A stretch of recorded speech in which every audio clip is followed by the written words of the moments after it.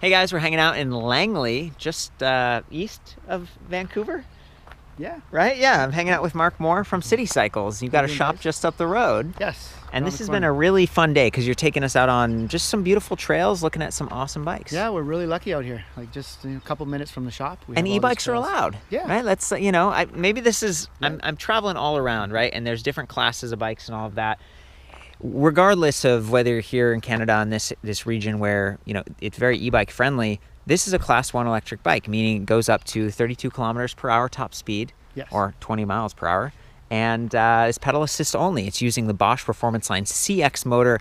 Really beautiful integration. I just love this. Cube is tipping the motor up and they've kind of surrounded it with their own branding, and then it's got this layered plastic shield along the bottom. So if you do come into contact and maybe you have like a motor strike there, it's not going to damage it. You've got this nice Miranda alloy chain guard, so the chain's not going to flop off. And if you're wearing full-size pants, it won't get snagged. And it does rain. It does get a little bit, cool around here, so it's not uncommon to see people riding with pants.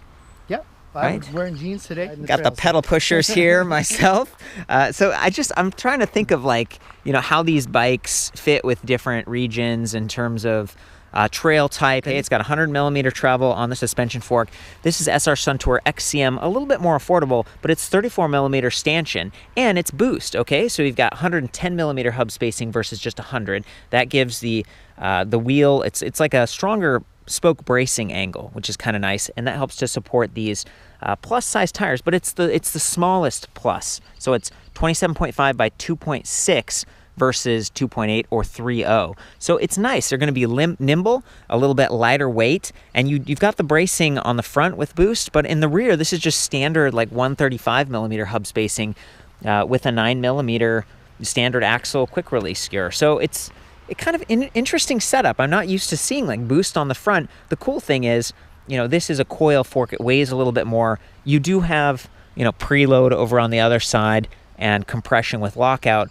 But with a tapered head tube, you could replace this with an air fork someday if you want to upgrade a little bit, kind of progressively. This is definitely a price point bike. Okay, so it's a little bit more affordable. Comes with a 2 amp Bosch charger versus 4 amp. Not going to charge quite as fast, but it's lightweight. It's very compact, still gets the job done. It does have the 500 watt hour PowerPack 500. That's part of the reason it's called the Cube Reaction Hybrid Pro 500 instead of the 400. And then we got the Purion display versus the Intuvia. Even on some of the higher end bikes, I've been seeing Purion because I think it's just stealthier. It's not going to get damaged as easily, and it keeps the bike just cleaner, right? This looks like a mountain bike. And even the battery, because it's black and they're going with this matte and then some gloss and gray, the battery pack blends right in along with the motor. The weight is positioned really well, low and center on the frame. You can charge that battery on or off the bike. And I just like how it's seated into the down tube so nicely, right? It's not completely covered, but it's just, again, the weight distribution and then the design element here is really, really pretty. I like that. If we were going to take the battery off, you could see there's a handle on top, so it's going to be easier to carry.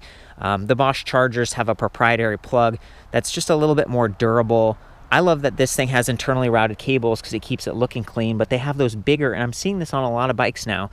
So Cube is actually, they're pretty big in Europe. I think it's a German brand. Yes, Waldershof, Germany. You visited them? Yes, I've been there. Okay, sweet. Yeah. You get to go out on a ride or, We went up a big mountain. It sounds like a fun adventure, the whole, a lot of these higher end brands, whether it's High Bike, or I guess in this case, we're talking about Cube, and then we've got Bosch and we've got Broza. It's a lot of premium stuff from that part of the world, and now we're seeing it in North America.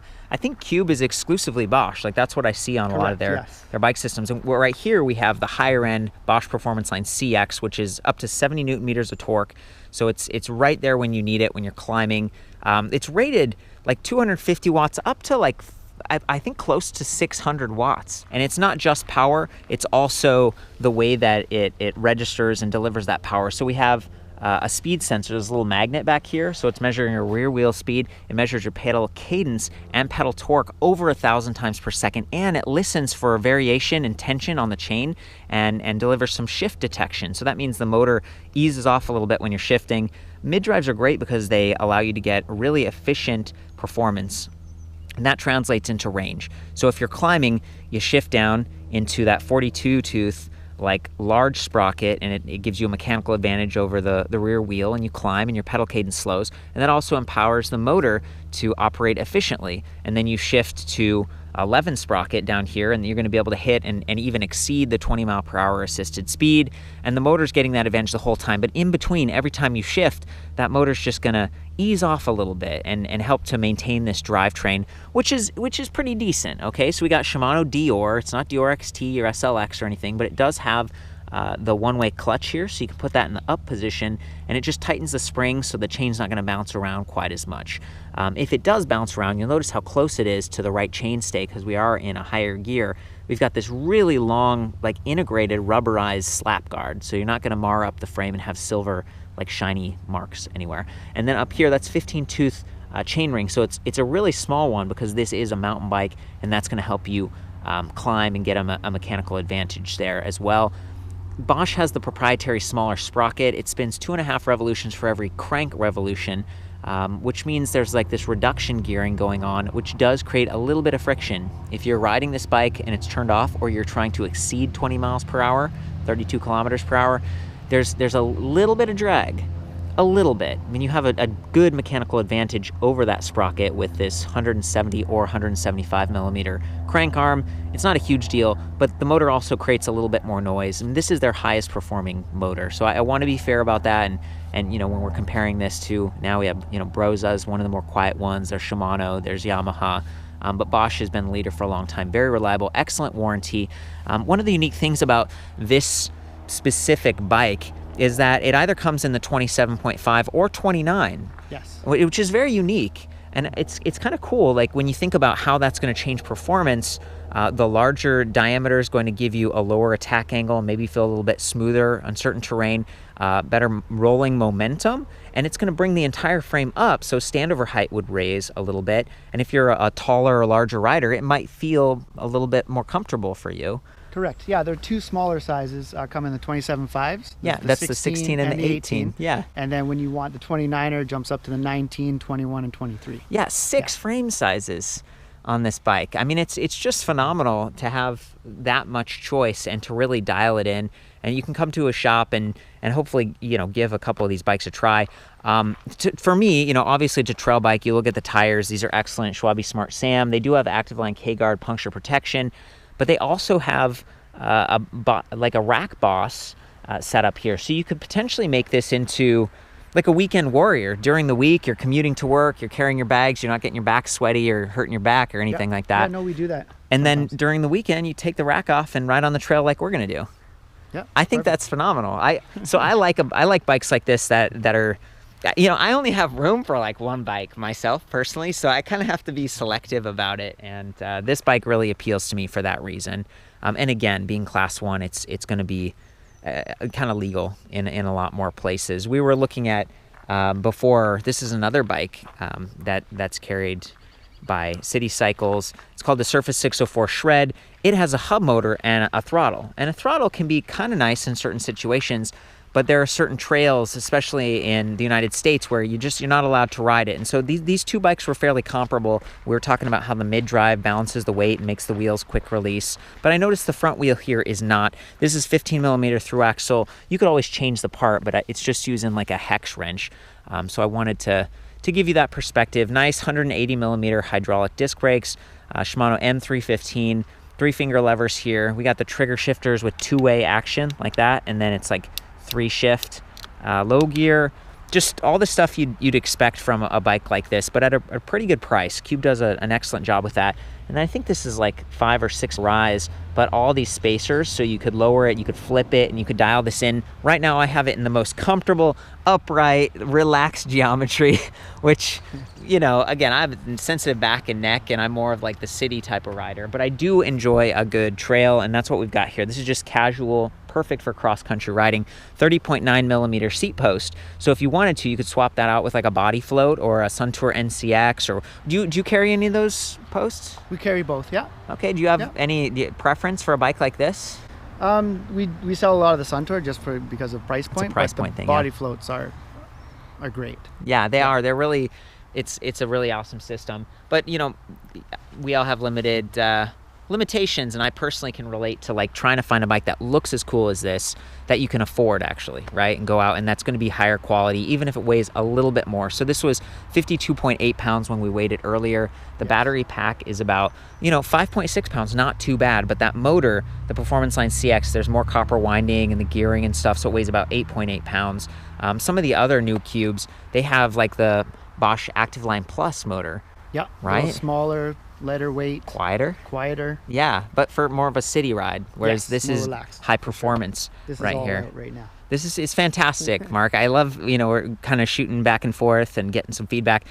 A longer handlebar, so this is set up right. Like, it's definitely trail capable. And I'm going to go ahead and just jump into the display now. So the Purion, it's not my favorite display, to be honest, because I've been spoiled by the Bosch Intuvia. It's removable. It has an active USB port. This one has the port, but it's not active. It's only for diagnostics, like what Mark would do back in the shop. It is fairly easy to reach, but if you push these buttons, you can't push at the bottom. You have to push at the top because they kind of angle in and down. So for me, that was confusing at first. I was like, why isn't it, am I not pushing it right? And I learned there's a power button on top. It comes to life super quick. Pretty easy to read even from far away. It's just grayscale. It's got like a faint backlighting, sort of a white, dim white. It's in miles per hour right now, but we could change that by pressing the minus button and the power button at the same time, so we just switched it. It's in off right now, but if we press plus, we go up to Eco, Tour, EMTB, or Turbo. So Turbo is like 300% boost, but if we go down to EMTB, it's like 120 to 300, and it's more to do with like how hard you're pedaling. And the idea is, well, then you don't have to worry about clicking back and forth. You can just focus on shifting gears. So EMTB mode has become one of my favorites. It's very fluid, very dynamic. And then we have walk mode down here, and it is active. So if I held the plus button, the bike would slowly walk itself, which can be really nice if you're going up a ramp or putting it onto, I don't know, there are certain situations, like there's this Thule, what's that rack called? The Thule Easy Fold? The Easy Fold. Yep. It has a ramp, and you just you could walk mode and bring your bike up. Yeah. Yep. The new ones coming out, I believe, have a built-in ramp. So it's fantastic. E-bikes are heavy, but I always recommend taking the battery out if you're, struggling with lifting it. I usually store my battery separately too, because if it's really cold or really hot, that's tough on the cells. You don't want to go below 20% because that sort of stresses the lithium ion. I mean, we do it all the time, but technically, it's like you just try to keep it between that 20 and 80%. That's what electric cars do. They have like a good battery management system, and so I'm trying to give you the manual, like here's what you do to take care of it. The great news though is, there is the Bosch Power Tube battery that fits like perfectly inside the down tube, and it looks nice, but it actually weighs like half a pound to a pound more, depending on the implementation. If there's like aluminum frame material that matches the bike connected to and even the doors, they really have to redesign the frames to do that. And then it might be harder to find that battery if you're shipping your bike somewhere or you're borrowing a bike, or with the PowerPacks, the design really didn't change from 400 to 500. You can actually use a 400 PowerPack on this bike. It'll work fine. They're interchangeable. And if you have, let's say you have a Bosch powered bike from a couple years ago, maybe you have the 4-amp charger. The charger is the same. To me, I like the modularity of this, and I think that the implementation here is really beautiful. So that's my own opinion, but it comes back to value and how you're going to ride this bike. I think on that note, maybe we should just ride this bike. Let's go do it. Does that sound good, Mark? All right. Okay, I'm going to hop on this thing. I'm going to do EMTB mode and just comment on performance. One of the really cool things about the Q bikes is that they're actually pre-routed for a dropper post, and they have bottle cage bosses on that seat tube. So they're really going the length, with the rack bosses, the bottle cage bosses, and then dropper posts can be really nice thing to have when you actually start riding more trails. So when you descend, you drop that saddle down, or when you're gonna maybe like mount the bike like I am, and I tip the bike over, step across, and then just do it. So the cool thing about EMTB mode is if I pedal gently like this, the motor isn't like taken off, and it's super responsive. And then I pedal a little bit harder. Oh boy.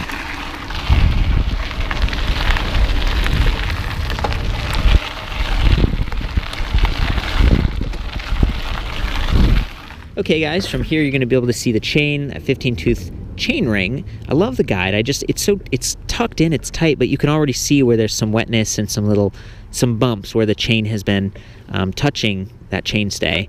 Again, I think the range here is pretty nice, 11 to 42 teeth in the rear. That's plenty for a cross-country bike like this. And I want to point out that the rims have reinforcement eyelets, and they're a little bit wider. These are Alex rims, high-quality stuff that Cube uses. One thing they don't include, though, is pedals, which is kind of interesting. Higher-end bikes, that's been the case for a long time. I mean bicycles, like not electric bikes. But, you know, Mark's shop, they put on these Evos. I really like the pins. They're adjustable height. They're nice. These are good pedals. This is the kind of stuff I would recommend for a bike like this, so I'm glad they're doing it right. Let's go.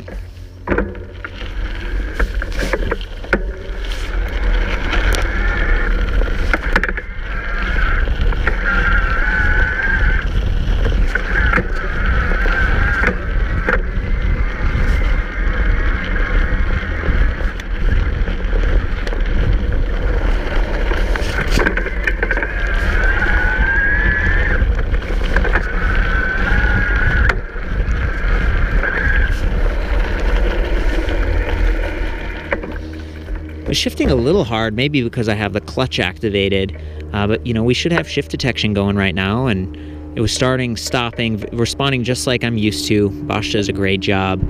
Another takeaway is that I was able to go above 32 kilometers per hour when I stood up and really started cranking. So it's definitely possible. It just depends on the terrain. Everyone descends, you know, pretty fast, whether you're on an e-bike or not.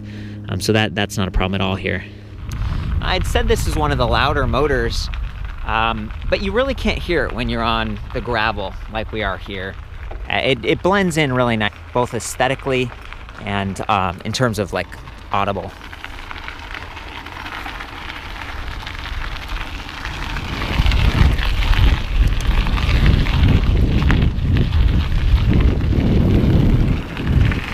Woo! Those plus size tires are holding up pretty well. Feeling very stable, whoa, even at slower speeds, and giving me good traction on sort of a sandier trail where you could slide out a little bit easier. Here you can see the suspension fork. I've got it completely open, just a plastic cap, so be careful not to pop that off or crack it.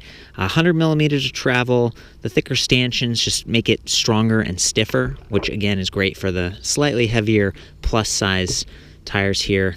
And yeah, let's do it.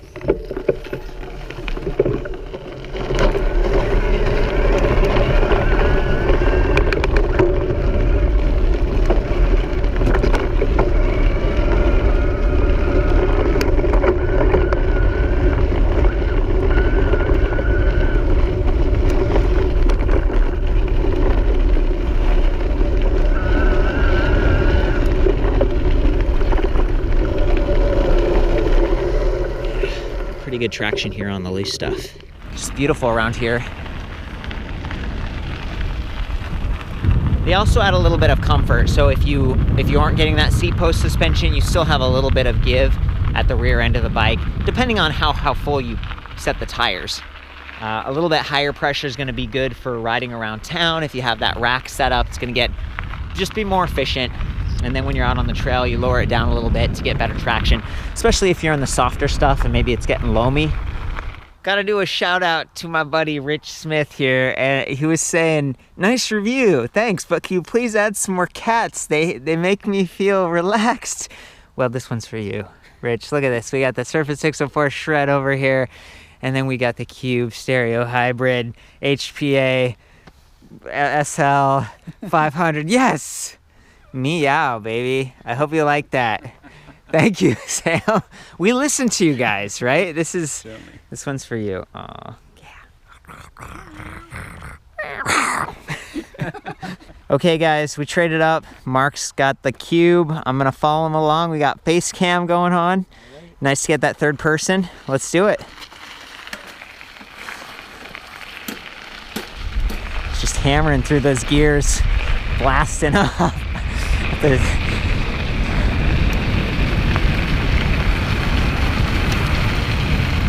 Beautiful.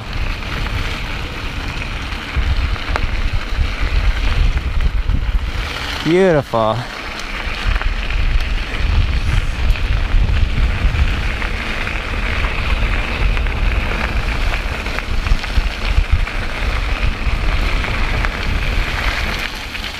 Brake check. Hey guys.